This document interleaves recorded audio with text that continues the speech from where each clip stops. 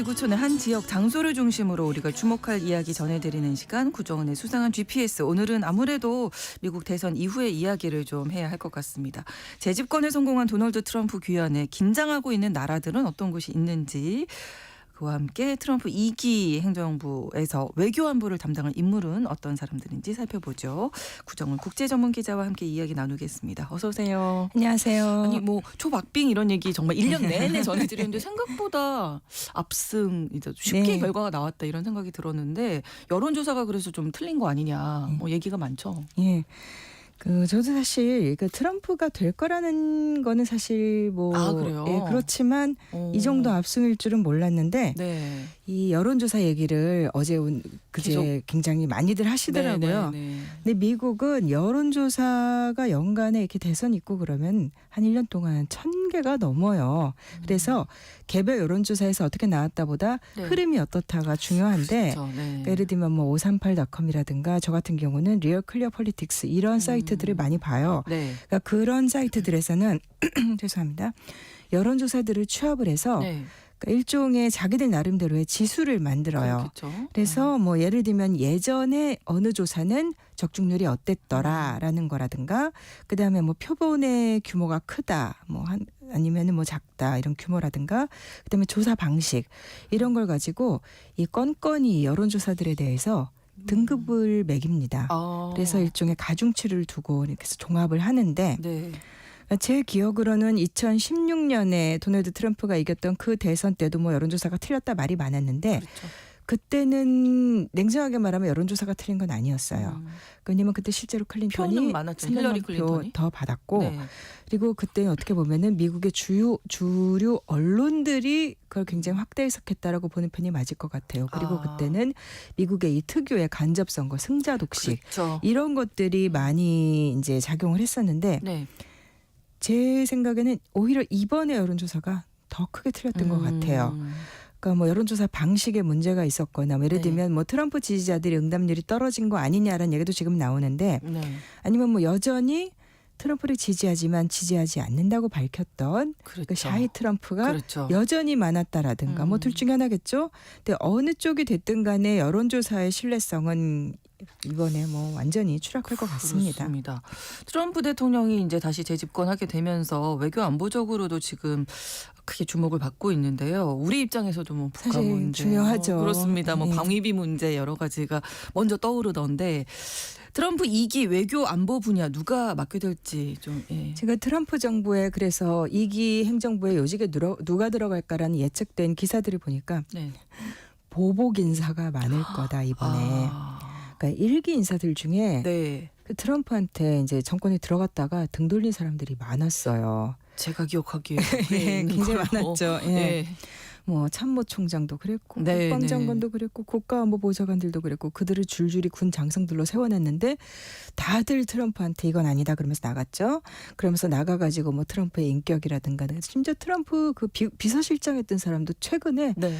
트럼프는 사실 파시스트라고 할 수 있다 뭐 이런 말도 했었고, 그리고 또 이제 외교안보 정책을 놓고서는 사실 우리가 감안해야 될 게, 공화당은 자체가 통일된 입장은 아니에요.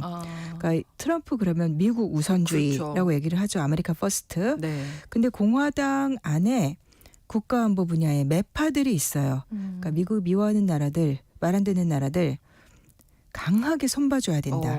이런 쪽이 있는가 하면 이제 우리가 생각하는 강경파는 그런 이미지인데, 그렇죠. 반대로 또 공화당 내에서 그 전통적인 고립주의자들, 외국 일에 관여하지 말자, 우리끼리 잘 살아보자, 이런 쪽들이 엇갈려요.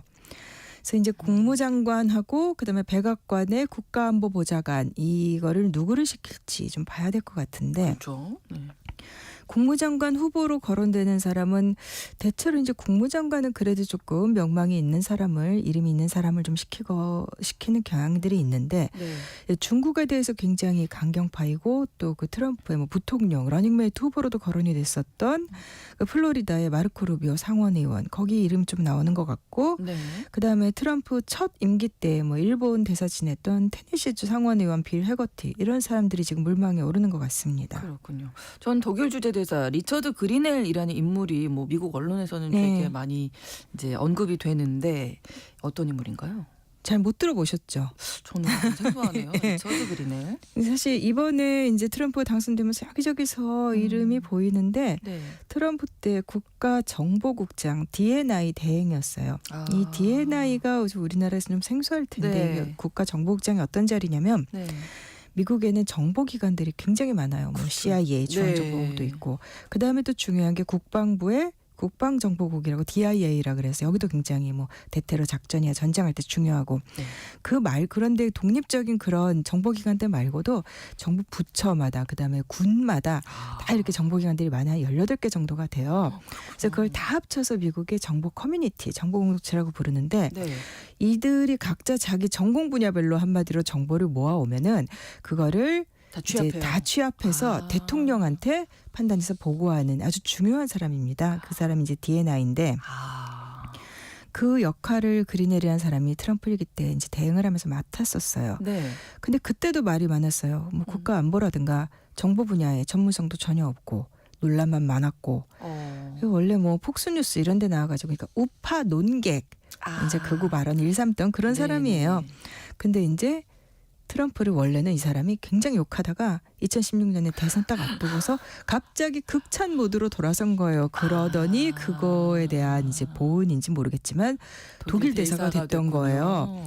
근데 독일 대사로 가가지고 유럽의 극우파들 막 공개적으로 지지해갖고 그때 독일의 앙겔라 메르켈 정부를 완전히 경악하게 만들었던 사람이고 근데 지금껏 충성을 하더니 여기저기서 이제 하마평에 오르는데 그러니까 지난 9월에 볼로디미르 젤렌스키 우크라이나 대통령이 미국 가서 트럼프를 네네네. 만날 때 이 사람이 동석을 했던 거예요. 그러면서 일종의 외교안보 쪽에서 왠지 이 사람이 문고리 같은 이런 느낌이 됐어요. 그러네요. 네. 그러니까 뭔가 하긴 할 텐데 우리 입장에서 특히 눈여겨봐야 되는 게 이 사람이 어떤 사람이냐면 트럼프 일기 때 트럼프 정부가 독일에다가 뭐 국방비 더 내라 난리를 쳤었잖아요. 네. 그때 이제 그 독일 주둔 미군 규모 우리가 줄여버리겠다. 돈 안 내는 독일 벌 줘야 된다. 이게 이 그리네리한 사람이 독일 대사하면서 굉장히 지론이었어요. 네. 근데 그런 사람이 지금 뭐 국무장관 후보로도 거론이 되고 있으니까 우리도 아주 민감하게 볼 수밖에 그러네요. 없는 거죠. 네. 예의주시해야겠습니다. 예. 어떻게 될지. 국방장관 후보로 주목받는 인물은 누가 있을까요? 그러니까 트럼프 정부 때 백악관 국가안보보좌관 지냈던 그 로버트 오브라이언이라고 이 사람이 지난주에 공화당 의원들 몇 명을 만나서 네. 주요 직책과 관련해서 좀 얘기를 했대요. 그래서 흘러나온 것들이 있는데 뭐 국방장관 후보로 뭐 아칸소주의 상원의원인 톰 코튼이라는 사람을 거론했다고 하는데 네. 역시 잘 못 들어보셨죠? 네. 이 트럼프 내각은 항상 저희가 기사 쓸 때도 좀 유명한 사람들이 정통파들이 없어서 항상 굉장히 많이 찾아봐야 됩니다. 정보를 많이 좀 예. 취합하셔야 되겠군요. 예. 근데 미국은 원래 문민 통제 원칙이라고 해서 국방장관은 민간인을 시켜야 됩니다. 직업군인 출신은 시키지 않고 혹은 전역한 걸 했다 하더라도 전역한 지 7년 이내면 뭐 국방장관이 안 된다 뭐 이런 암묵적인 룰이 있는데 트럼프가 일기 때 뭐 이걸 다 이미 깨트리긴 했어요.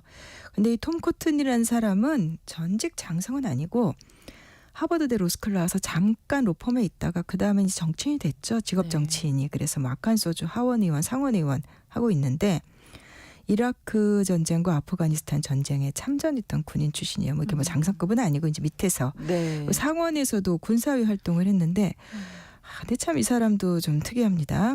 2006년 6월에 이라크에 주둔하고 있을 때 뉴욕타임스 편집장한테 공개 서한을 보냈어요. 네. 그러니까 정부의 그때 테러 감시 프로그램 이런 것들이 인권 침해 소지가 많다 그래서 뉴욕타임스가 비판을 했는데 네. 그 기자들은 간첩법 위반으로 체포해야 된다. 이렇게 주장한 전력이 있습니다. 네. 그다음에는 뭐 마이크 왈츠 플로리다주 하원의원이라든가 그다음에 트럼프 때 국가정보국장 그 DNI라는 거 지냈던 존 래트클리프라든가 네. 그리고 또 조금 많이 들어본 사람이 국무장관에 있었던 마이크 폼페이오 예. 뭐 이런 사람들 다 국방장관을 비롯한 외교안보 요직에 거론이 되고 네. 그리고 또 그 키스 켈로그라는 사람도 뭐 여기저기 지금 이름이 오르내리고 있더라고요. 키스 켈로그는 또 누군가요? 어떤 이 사람인지. 사람도 네. 군 장성 출신인데 트럼프 일기 때는 그 마이크 펜스 부통령의 안보보좌관 했었어요. 네. 이번에 선거 기간 내내 트럼프 캠프로 가가지고 정책 고문 이런 그 역할을 했었는데 올 초에 트럼프가 방위비 분담 잘 안 하는 나라는 나토 회원국이더라도 보호하지 않겠다. 이건 뭐 그렇죠. 거의 동맹의 의미를 그렇죠. 예. 깨는 발언이었는데 그때 이제 켈로그가 나서서 막 목소리를 높이면서 이제 편들고 그랬었어요. 그러니까 나토 회원국들은 이 뭐 나토 협약 자체 규정이 된 건 아니지만 암묵적으로 혹은 자기들끼리 합의한 목표가 있어요. 나토 회원국들이 그 국내 총생산 GDP 대비 2%는 방위비로 좀 지출을 해라. 네. 근데 이게 다들 안 내죠. 그렇죠. 안 내다 보니까 이제 미국은 안보 무임승차하지 마라. 계속 불만이었고. 네. 근데 이 켈로그란 사람이 나토 규약에 3조를 안 지키면 5조에서 제외할 수 있다라는 발언을 했는데 무슨 뜻이냐면 네. 방위비 내라고 규정한 3조를 안 지키면 네. 집단 방위를 담은 5조가 자동 적용되지 못하게 하겠다. 아, 즉 누가 지켜주지 쳐들어와도 안 지켜주겠다. 아. 그리고 분담금 기준 충족시키지 못하면은 심지어는 군사 장비 공유나 훈련에서도 뺄 수 있다. 이렇게 엄포를 놨었죠. 네. 그러면서 그때 이제 트럼프가 당선이 되면은 2025년 6월 내년 6월에 나토의 미래를 논의하는 회의를 해야 된다. 그리고 또 나토 조약을 준수하는지 안 하는지 이걸 가지고 계층화된 동맹을 만들겠다는 말을 했는데 계급을 나누겠다는 거네요. 그러면 돈 많이 내는 나라와 안 내는 나라를 차등하겠다. 예, 그런 주장을 했던 사람입니다. 그럼 나토 측에서는 지금 뭐 많이 긴장하고 있겠네요. 이게 켈로그란 사람이 얘기한 게 트럼프 네. 트럼프 정부의 공식 입장이 될지 뭐 아직은 그렇죠. 알 수는 없지만 네. 어쨌든 나토는 발등에 불이 떨어졌죠. 그래서 나토 사무총장이 그 마르크 리터가 네, 네. 뭐 미국 언론들 보도에 따르면 대선 결과 완전 확정되기도 전에 트럼프한테 축하 메시지를 보냈다고 그러면서 네. 트럼프의 리더십이 다시 이 동맹을 굳건히 유지하는 열쇠가 될 것이다. 뭐 의례적인 인사일 수도 있는데 이 리터라는 사람이 14년 동안 네덜란드 총리를 했어요. 맞아요. 장기간 네. 하다가 네. 그러니까 지난달에 그렇죠. 바로 얼마 안 됐어요. 지난달에 나토 사무총장이 됐는데 지금 유럽에서 트럼프 1기 때 가장 잘 다루는 사람이다라는 평이 있었던 사람이에요. 네. 비위도 잘 맞춰주면서 그래서 나토 사무총장을 그럴 수도 시킨 것 있겠다는 같기도 하고. 생각이 좀 들기도 네, 하네요. 아무튼 네. 이제 그 나토 파트너들 비롯해서 지금 유럽 쪽 상황이 네. 어쨌든 트럼프를 상대하기에 지금 굉장히 이제 좋지는 않아요. 네. 또 우크라이나 전쟁도 있어서. 네. 일단 그렇죠. 우크라이나 전쟁에서 트럼프는 우크라이나 지원 줄이자라는 입장이고, 네. 그러니까 트럼프가 뭐 개인적으로 러시아에 친화적인 거, 뭐 그 푸틴을 좋아한다 이런 얘기 많이 나왔었잖아요. 네. 근데 그것도 있지만 기본적으로 러시아는 유럽 입장에서는 코앞의 위협이에요. 근데 그렇죠. 미국은 아니잖아요. 그렇죠. 입장이 다른 거예요. 그래서 뭐 유럽연합 27개국이 지금 트럼프 당선되니까 뭐 연일 회의를 갖고서 대응을 모색하고 있다 이런 뉴스들이 나오던데 네. 문제는 지금 유럽에 구심점이 없어요. 트럼프 일기 때는 메르켈이 있었잖아요. 네. 이 메르켈이 있던 시절의 유럽과 이후의 유럽은 굉장히 존재감이 다릅니다. 올라프 숄츠 총리는 지금 내부 문제, 뭐 재정 문제 이런 것 때문에 좀 그렇죠. 힘이 빠져 있고 네. 또 지난번에 그 일부 지방선거에서 그 3인당이 완전히 참패를 해서 지금 숄츠 총리는 지금 남의 일에 유럽의 일에 신경 쓸 정신이 없을 거예요. 내부 단속을 해야 하는 입장이고. 네. 그리고 또 프랑스의 에마뉴엘 마크롱 네. 거기도 이제 자국 선거에서 힘이 그렇죠. 다 빠진 처지고 이번에 뭐 예전과는 다르게 트럼프한테 바로 전화해서 뭐 잘해보자 했다고도 하는데 기본적으로 코드가 맞는 스타일은 아니고 자기네 선거에서 힘 다 빠진 처지에다가 네. 영국이 지금 오랜만에 노동당 정권이 들어섰죠. 그렇죠. 근데 키어 스타머 총리도 트럼프하고 맞기는 좀 정치 성향상 힘들기도 하고 그다음에 브렉시트 이후에 영국은 뭐 유럽에서 뭐를 이렇게 감나라 배나라 조율하고 할 그렇죠. 힘이 처지가 많이 안 되는 빠졌죠. 상황이죠. 네. 중동 지역에서도 지금 전쟁이 있어서 일단은 뭐 이스라엘이 어떤 입장일까요? 이스라엘은 베냐민 네타냐후 총리는 트럼프 승리 확정되기도 전에 맨 먼저 그 X 소셜미디어 거기다 축하글 올리고 통화하고 네. 뭐 네타냐후는 뭐 자기 편 들어주기를 바라겠죠. 이제 다만 그 일기 때랑 트럼프 일기 때랑 조금 차이가 뭐냐면 그 트럼프의 그 유대인 사위로 유명했던 제러드 쿠슈너 그 큰딸 이방카 남편 네. 당시에 트럼프 일기 때 이스라엘 편에 서서 이제 뭐 아랍과의 수교환도 내놓고 여러 가지 정책을 내놨었는데 이번에는 쿠슈너가 거의 선거운동 안 하고 정치랑 완전히 쿠슈너와 이방카는 거리를 뒀다 그러잖아요. 가자지구 주민들을 생각하면 그렇죠. 너무나 마음이 아픈데 예. 이제 프랑스 같은 경우가 이제 지금 그러니까 네타냐후랑 마크롱이 맨 먼저 트럼프랑 통화를 했었고 그다음에 사우디아라비아 네. 사우디는 그 2018년에 그 카슈끄지라고 반체제 언론인 잔혹한 살해 사건 그 다음에 사우디와 조 바이든 정부가 내내 사이가 안 좋았어요. 특히 사우디의 실세 무하마드 빈 살만 왕세자 MBS라고 보통 부르는데 네. 바이든이 뭐 통화도 안 하다가 2022년에 이제 러시아가 우크라이나 침공하고 막 유가 올라가니까 그때 좀 풀려고 했었는데 네. 싸늘했다가 이번에는 뭐 그 트럼프 당선되니까 곧바로 6일 그 트럼프와 통화를 했다고 하고 네.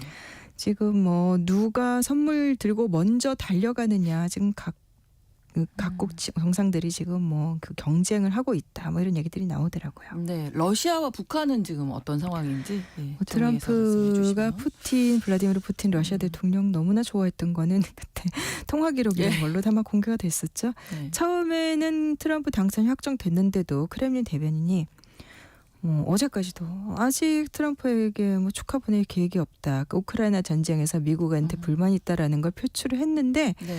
그랬다가 이제 푸틴 대통령이 뭐 대화할 준비 돼 있다고 말을 지금 방금 보니까 네. 했더라고요.